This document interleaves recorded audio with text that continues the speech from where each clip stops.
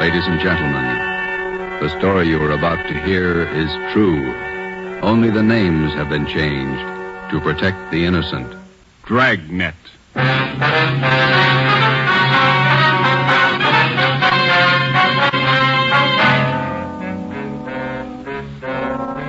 You're a detective sergeant. You're assigned to homicide detail. A vicious killer has taken the life of a 62-year-old woman. Suspicion points in only one direction. The murderer was heartless, cold-blooded. Your job, get him. If you want a long cigarette, smoke the best of long cigarettes. Smoke Fatima. It's the long cigarette that contains an essential ingredient of all the very popular cigarettes, Turkish tobacco. That's why you see the Turkish symbols on the attractive golden yellow Fatima package.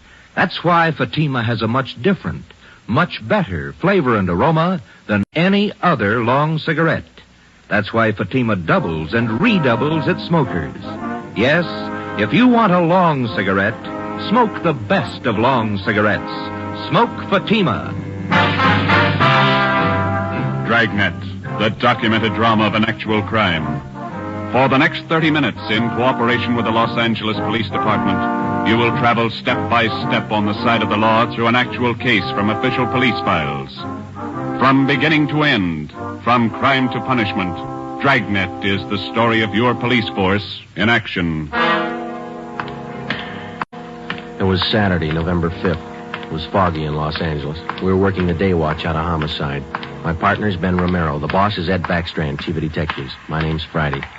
It was 3:35 p.m. when I got to room 42. Homicide.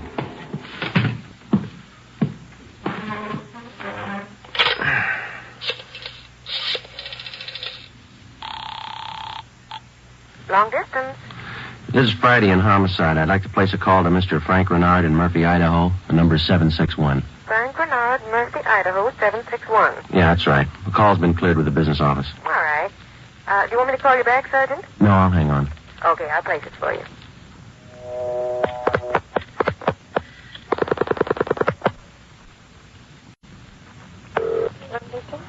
Long distance, Mr. Frank Renard, Murphy, Idaho. Murphy, 761. Thank you. Your number, please. Charge call to Madison, 7961. Thank you. The time and charges when the call's completed, operator. Read, operator. You ready to put him in, help? Yes, Murphy, Idaho, routing, impersonate.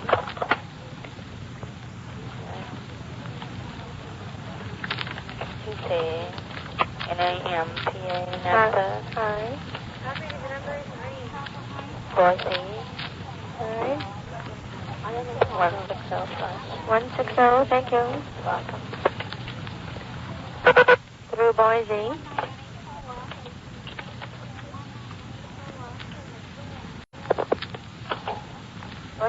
I'm calling Napa.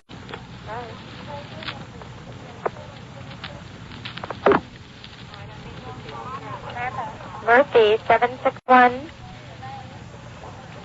Thank you.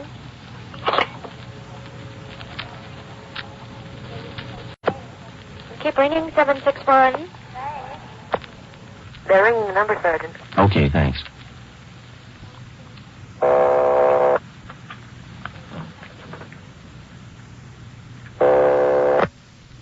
Hello?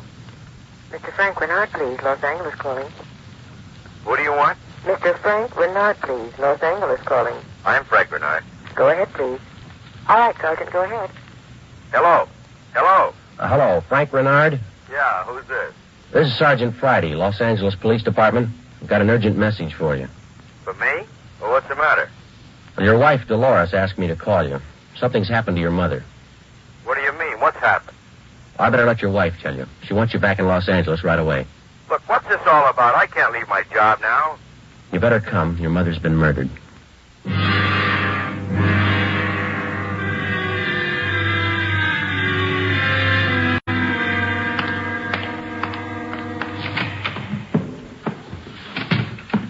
Talk to the skipper, Joe. He's on his way in. That's good. Did you call my husband? Did you? He's flying down from Idaho tonight. Be here in the morning. You tell him about me? The trouble I'm in? I told him his mother was murdered. That's all I told him, Mrs. Renard. What am I going to say to Frank? He always sided in with his mother. He'll never believe me. What can I tell him? Jury can give you more trouble than your husband can. What you going to tell them? Are you stupid or something? How many times do I have to say it? I didn't kill her. I didn't kill her. It's a small room, Mrs. Renard. We can hear you. Sit down, please. I won't sit down. You're not pinning this on me because I didn't do it. Anybody could have killed the old hag, but I didn't. Will you sit down, please? I don't have to take this. I'm no tramp. Keeping me in here asking me questions. I told you all I know. Look, you're in a bad spot. I hope you realize that. I didn't kill her. Ms. Renard, how long have you and your mother-in-law been living together in the house on Chavez Road? Since Frank took the job up in Idaho. About 6 months. He said it'd be better for me while he was away living with her. Your neighbors told us you didn't get along very well with your mother-in-law. That's right, I didn't. She hated me, I hated her. You used to fight with her, is that right? You hit her. Only a couple of times. She called me dirty names. I hit her. She pulled me by the hair. And I hated her like everything. I didn't kill her. Once more, Ms. Renard, would you mind telling us how you spent your time since early this morning, where you went, what you did, everything? I told you already everything. Will you tell us again, please? I got up about 9:15. I had a cup of coffee and then I got dressed. The old lady was on the back porch doing the washing. What did your mother-in-law do for a living? I told you. She took in washing. After I got dressed, I left the house. About 10 minutes after 9, I went downtown to the dentist. He filled a tooth for me. This one here, you can ask him. What time did you leave the dentist's office? About 10:15. Maybe 20 after. You can ask him. What'd you do after that? I walked around window shopping. Did you buy anything? Talk to anybody? I told you no. What time did you get home? 12:30. I went in the bedroom. The old lady was on the floor. Blood all over. I felt her heart. It wasn't beating. Is that when you got the blood on your dress? Yeah. Now, that's all I'm going to say. 3 times I told you the same story already. And you still can't account for your time between 10:20 this morning and the time you found the body and called the police at 12:30. I told you. I left the dentist. I went window shopping. Then I walked home. And that time you didn't talk to anyone and no one saw you. Lots of people saw me. People on the street downtown. I'm no tramp. I don't talk to everybody. None of your neighbors saw you come home, Ms. Renard? Of course they didn't see me. I cut across the back lot up from San Jose Avenue. I came in the back way. The lady who lives next door to you. She says she was in the backyard about noontime. She stayed there till after 1 o'clock. She didn't see you come in the back way. And she's a liar. She's a dirty liar. You and your husband took out an insurance policy on your mother-in-law last year. Is that right, Ms. Renard? Sure it is. What of it? $5,000? Yeah, so what? You know a man by the name of George Martino? No. You better tell the truth, Ms. Renard. All right, so I do. He's a friend of mine. You've been running around with him since your husband's been away. None of your business. I do what I want. Your mother-in-law found out about Martino. That's what you fought about most of the time. Oh, she was crazy. He's a friend of mine, that's all. Are you telling the truth, Ms. Renard? Martino's a boyfriend of mine. I told you, that's all. Your mother-in-law found out you were running around with him. She warned you if you didn't shake Martino, she'd write your husband. You said you'd kill her if she did. That's a lie. That's what your mother-in-law told one of the neighbor ladies. And I said it just to scare her. One night I was drinking. We had a fight. She was yapping at me all night. I said it just to scare her. But she wrote the letter anyway. And that's what she said. But I didn't kill her. You had the time, the motive, and the opportunity. It wasn't me. I didn't kill her. Interrogation room, Friday. This is Brennan, Joe. Yeah, Bill. Where are you? Santa Monica. Picked up George Martino.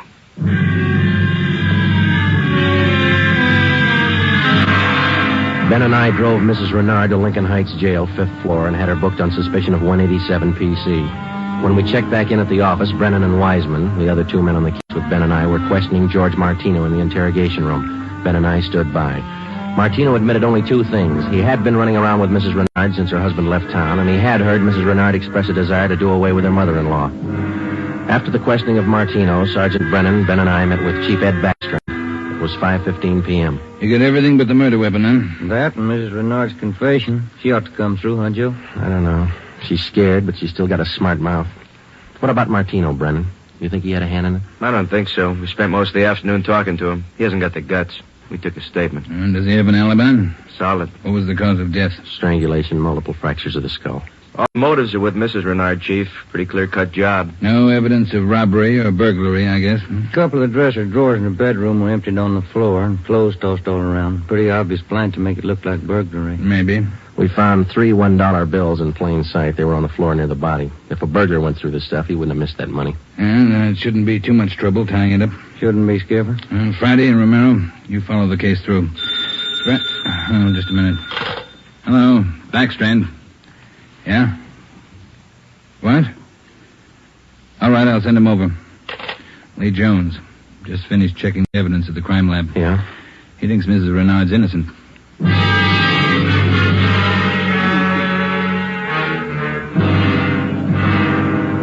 There they are, fellas. Facts don't lie. But she had every reason in the world to kill the old lady. In my book, she couldn't have killed her. All right, let's have it, Lee. How does the evidence add up? That's just it, Joe. It doesn't. Take a look. The dress Mrs. Renard was wearing when she found the body. That's it. Blood smears near the hem. 2 smears, that's all. Now, if she murdered her mother-in-law, there should be more blood on this dress. And it shouldn't be smeared. How do you mean? First of all, the manner in which the old lady was killed. Head was battered in. Must have bled profusely. No question about that. All right, go ahead. Whoever murdered the old lady must have stains all over their clothes. Here's the important part. Because of the nature of the wound, it would have stained in drops, not smears. Well, how can you tell the difference? Maybe these are drop stains on her desk. They're not. I checked them with a microscope. Only the higher ribs of the cloth are stained. The smears, nothing else. But a drop forms its own definite drop pattern and permeates the cloth, soaks in. No signs of that on her dress. Not a one. Now, here's the silk scarf the old lady was strangled with. Yeah? Here's what I found in the knot tied in the scarf. A blonde hair, wavy. Old lady had dark hair. So does Miss Renard. So does her boyfriend. That's what I mean. This blonde hair is one of 2 things that didn't belong at that murder scene. What else you got? This here. What is it, Lee? Small piece of plastic. From a gun butt, I'd say. See here? Crisscross surface, then a little smooth area here. Yeah? The killer could have hit the old lady with the butt of a gun. And a piece of the stock could have chipped off like this, huh? Miss Renard doesn't own a gun. Neither did her mother-in-law. Where does that leave us? I don't know, Joe. There's the stuff. You can't disregard it. Maybe you can explain it. Yeah. How? Well, first prove this dress isn't the one Mrs. Renard was wearing this morning. Then find the dress she did wear. And we know she wore this when the dentist identified it, and so did 2 of the neighbors. That's what I mean. The dress is too clean, doesn't belong. Yeah. This blonde hair, this piece of gun butt, they don't belong either. Well, and you think she's innocent? You're looking at the evidence. What do you think? 6 p.m. Saturday, November 5th. Ben and I went back to the office and met with Brennan, Wiseman, and Ed Backstrand. The open and shut case against Mrs. Renard was up in the air, but we still weren't sure that she was innocent of the murder of her mother-in-law. Ben and I drove to the Lincoln Heights jail and interviewed the suspect again. She agreed to submit to a lie detector test.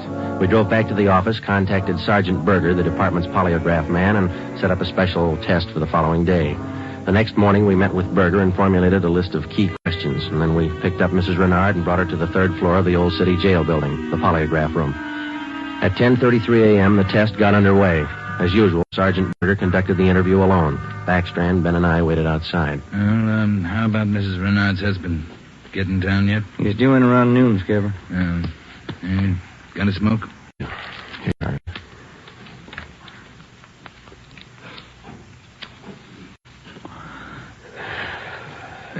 Thanks. What time is it now? 11:25. Here's Berger now. That's it, Ed. What'd you get? I can study the chart a little more. The results are pretty well defined, though. How's it look? No reaction to the key questions.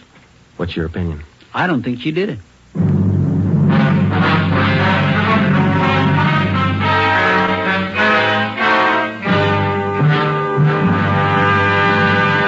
You are listening. 8 a.m., Monday, November 7th. Mrs. Renard was released from custody. We questioned her husband, Frank Renard, briefly. He could tell us nothing more than we already knew. Brennan and Wiseman were called back on the case, and together the 4 of us started over again from the beginning. We had a dead body, 2 pieces of physical evidence to work with, no idea how to fit them together, and no suspects. We went back to the Chavez Road neighborhood where the murdered woman lived and started pushing doorbells. We canvassed the neighborhood for 3 days, and we uncovered one slim lead. He was selling magazines, officer. Went door to door, right up the street here. Young fellow. Could you describe the man for us, please? Nothing to talk about. Pasty face, pimply complexion, blonde hair. 5:30 p.m. Wednesday, November the 9th. Ben and I met with Brennan and Wiseman in Ed Backstrand's office to compare notes. Together, we had more than a dozen reports of the magazine salesman's presence in the neighborhood just prior to the murder of Mrs. Renard's mother-in-law. The various descriptions of the man which we obtained from the people in the neighborhood tallied closely. About 6 feet, 170 pounds, pimply complexion, blonde hair, fast talker. About 25 years old. As far as we know, Skipper, he was the only stranger in the neighborhood last Saturday morning. Only one that people remember, anyway. How close did you trace him to the Renard house? You got your list there, Brennan? Yeah. There you are. Thanks. Let's see. Well, he picked up his tracks down on Floresta Street, sold a couple of descriptions there. Then he headed up Landers Avenue onto Chavez Road. Yeah. The Renards live at 2280 Chavez Road. That salesman talked to the woman at 2274 Chavez. That's 3 doors away from the Renards. When was he seen there? Let me see. Where is that, Brennan? Oh, on the 15-7 sheet, Joe. Didn't have enough room on the report. Oh, yeah. Here it is. Mrs. John Rico, 2274 Chavez. The guy was there about 11:45 Saturday morning. Well, that puts him in the running. First time he ever showed in that neighborhood? First time, Skipper. Fresh kid, not a very good salesman. Here's the name of the company he's working for, the Harrison News Distributors. You check with them? Well, they're closed for the night. We'll call them the first thing tomorrow. Good. Here's something else for you. I had a call from Frank Renard this afternoon. What'd he have to say? Seems in the excitement just after the murder, Mrs. Renard overlooked a couple of things. What's that? Well, they're missing a yellow table model radio. It was in the bedroom where the old lady was killed. Well, that ties in with a robbery motive, huh? Yeah, they're missing a ring, too. Belonged to Mrs. Renard. Topaz ring. Supposed to be worth a little money. But she didn't notice it was gone until today. That's right. You got the serial number on the radio? Yeah, right here. Yeah, let's see. Yeah, Brennan, here we are. It's an Emerson model 511, 180,000, 277609. A lot of small radios in town. There's only one with that serial number on it. Track it down. A complete description of the Topaz ring and the serial numbers and description of the yellow table model radio were sent to the pawn shop detail. The information was then placed on the stolen property list and relayed to every pawn shop operator in the city. The next morning, Ben and I interviewed the manager of the Harrison News Distributing Company. There, the suspect had given his name as Sam Bricker. We checked out his home address. Turned out to be a gas station in North Hollywood. We took the suspect's job application blank with a specimen of his handwriting, and then we drove back to the office. Sam Bricker. We were unable to get a make on the name from the Record Bureau. We checked the cards on every known criminal who was cataloged in the oddity files having a pimply complexion. None of them matched. That night, we got out an APB and a radiogram. The suspect's trail led from one salesman's job to the next. On his last job, he gave his name as Albert Berry. His address is 1430 Palo Alto Drive. It was in the Echo Lake District. Ben and I drove out to check it. 1428, 1430. There it is, Joe. Yeah. At least it's not a gas station, huh? Come on.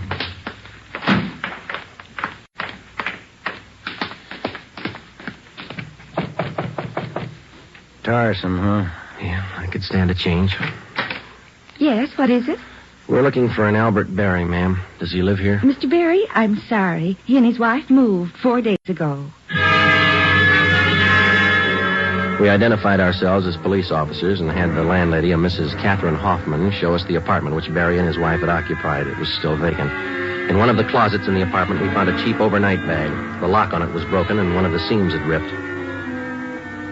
I forgot about that old bag, and Mr. Berry told me I could throw it away. Take a look. I'm in. Yeah. How long has Berry been married? Do you know, Mrs. Hoffman? No, I don't. But the way they acted, lovey-dovey all the time, I don't think they've been together long. Hey, Joe. Look, some kind of an identification tag. Yeah, let me see. Get it up here. It's a tool disc, it looks like, doesn't it? Jameson Larrabee, Pittsburgh, Pennsylvania. You're not after Mr. Berry, are you, officer? Yes, ma'am, we are. Did he leave a forwarding address? I wish he did. I'm holding 3 letters for Mrs. Berry in my apartment right now. May we see them, please? Certainly. Would you step this way, please? My apartment's just across the hall. Yes, ma'am.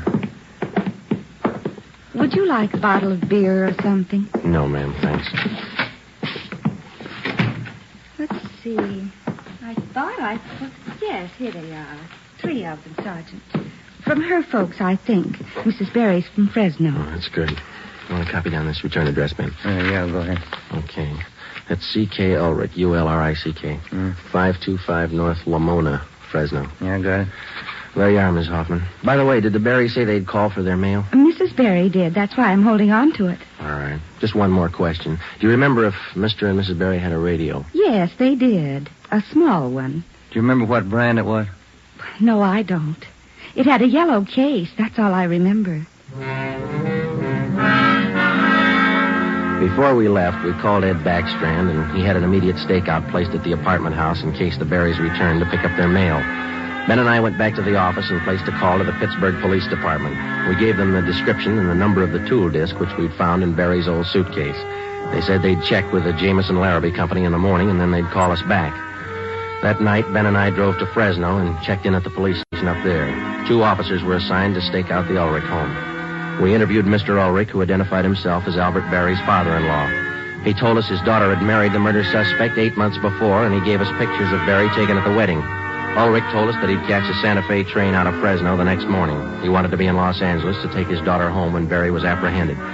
It was almost 2 a.m. when Ben and I left Fresno and started back for Los Angeles. We checked in at the office at 10 minutes past 8 the next morning. At 8:35, the call came through from the Pittsburgh Police Department. What did they say, Joe? It was a tool disc, all right. Jameson Larrabee Company, issued 18 months ago to one of their workers. They give a name? Albert Barry. 11 a.m. Monday, December the 5th. 1 month to the day since the 62-year-old woman had been beaten to death. The pictures of Barry and his wife, which had been taken at their wedding, were printed up in wholesale lots and distributed to all points. Mr. Ulrich, Barry's father-in-law, arrived in town and got himself a hotel room. We waited. There was no report from the stakeout at the apartment house. We checked back in at the office at 5 minutes to 1. I'll get it. Homicide, Friday. This is Mr. Ulrich, Sergeant. I just got a call from my wife in Fresno. I thought you'd want to know. What's that? The wife got a letter from Norma. They're living in South Pasadena, an apartment. You got the address there? Yes, sir. That's what the wife called about. It's 134 Norway Terrace. When was the letter mailed, do you know? Wife said it was postmarked December 3rd, day before yesterday. Get your coat on, Ulrich. We'll be right over. Ben and I picked up Mr. Ulrich at his hotel and drove to the South Pasadena address.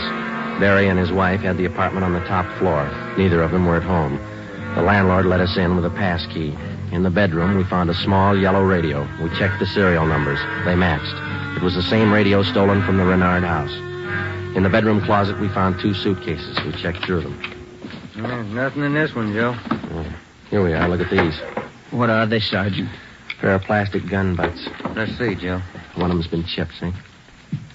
Sergeant, somebody coming up the stairs. All right, let's get in the living room. Be quiet.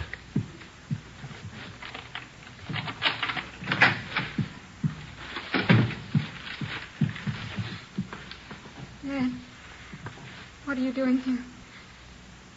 Who are these men? Police, Norma. They want Albert. He killed a woman. Dad. It's all right, Norma. It'll be all right. Did you know your husband killed a woman, Miss Barry? He just told me last Saturday. We've been running away for a month now. Moving all the time. I wanted to know why. So he told me. He said I was in it as much as he was. And I'm tired of running. Why did he kill her? Did he tell you that? He said he broke in the house. He didn't know anyone was home. The old woman was in the bedroom. She started to cry out. He had a gun. He hit her with it. Where's your husband now? I don't know. He said he'd come home for dinner. About 5. I bought the groceries. What time you got, Ben? 3:30. That ring you're wearing, Miss Barry. Husband give you that? Yes, why? What kind of a stone is that? Topaz. Britt gave it to me. Why? Nothing. We'll wait. 5 o'clock came and went. Barry failed to show. 5:30. Ulrich started to get nervous. 6 o'clock. 6:30. No sign of Barry.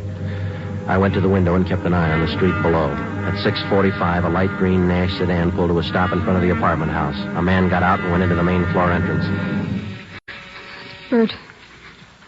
I'll let him in. All right. How long have you had the new car? A couple of days. Bert got it for credit. What do you want me to do now? Does he have a key to the apartment here? He lost it. Okay, when he rings, let him in. Just act natural. Ben? Yeah. You cover me. I'll get the cuffs on him. Right.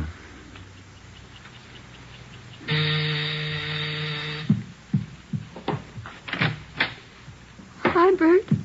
Look out, Joe! All right, drop it, Barry. Okay, Ben. Yeah, he's fast with a gun. Nice looking, isn't he, Sergeant? You'd never think he'd kill anybody. Come on, let's take him in. I love him. I still love him. But you're a cop. You wouldn't understand. That's right, I wouldn't understand. I'm a cop.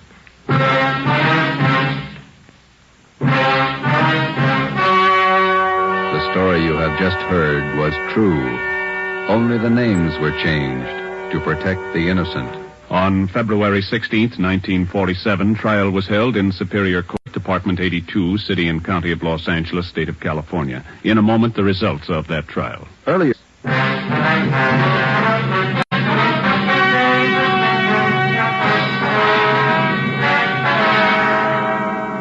Albert Ralph Berry was tried and convicted of murder in the first degree. His wife, Norma Berry, was found innocent of the charge that she harbored a criminal. She was returned home with her father. Berry was executed in the lethal gas chamber at the state penitentiary. You have just heard Dragnet, a new series of authentic cases from official files. Technical advice for Dragnet comes from the Office of Acting Chief of Police W.A. Wharton, Los Angeles Police Department. Tonight's program is dedicated to Private Hubert W. Estes of the District of Columbia Metropolitan Police Department, who on the night of May 16th, 1947, gave his life so that yours might be more secure.